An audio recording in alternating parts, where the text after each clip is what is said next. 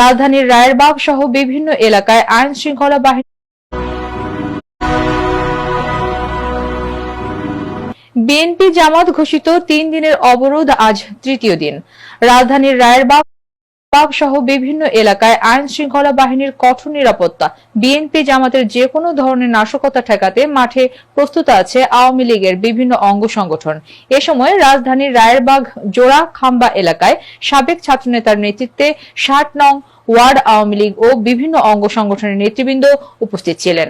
আজকে বিএনপি জামাতের যে অবৈধ অবরোধ তা এই জাতি, এই সাধারণ মানুষ কোনোভাবেই মেনে নেয়নি, প্রত্যাখ্যান করেছে। আপনারা দেখতে পাবেন যে এখান থেকে এখন স্বাভাবিক যান চলাচল হচ্ছে এবং আমরা এই জনতাবাগ ইউনিট আওয়ামী লীগকে নিয়ে 60 নম্বর ওয়ার্ড আওয়ামী লীগ সর্বদা সবসময়ের জন্য প্রস্তুত তাদেরকে রাজনৈতিকভাবে মোকাবেলা করার জন্য, এবং আমরা সজাগ আছি যে তারা যেন কোনোভাবেই বিশৃঙ্খলা সৃষ্টি না করতে পারে।